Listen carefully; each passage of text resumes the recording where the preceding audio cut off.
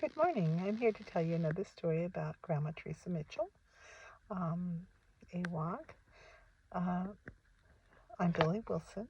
I'm her granddaughter. I just drove by some redbud, and I'm looking at it, and I'm thinking for the people who live here in the Central Valley, they use that for their basket making, whereas we use like hazel and willow for our basket making.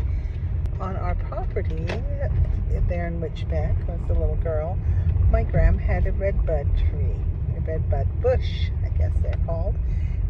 We would go to church every time the church doors were open because my grandmother was a devout Christian woman, and she would always bring flowers to church to put in front of the pulpit or on the top of the piano.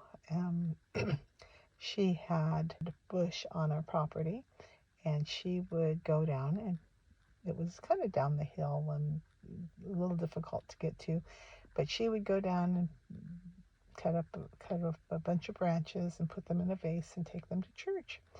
And every week she'd take them to church. But she also grew beautiful gardens. She grew beautiful vegetable gardens, but she also grew flower gardens. She had several flower gardens on the property and lots of dahlias. She had a big lilac bush in the front yard. Um, so when lilacs bloomed, lilacs went to church. When the dahlias were blooming, the dahlias went to church. When the gladiolas were blooming, the gladiolas went to church. We always had something for all of springtime into the summertime to take to church. She would even go gather the dogwood branches off the dogwood trees and take those to church. And so I asked her, why do you always take flowers to church, Graham? And she says, because it's a house of God, and God's house should always look beautiful. And they always did, and everybody always appreciated that she brought those flowers to church. Anyway, I just thought you'd like to know one more thing about Grandma Teresa Billie Mitchell.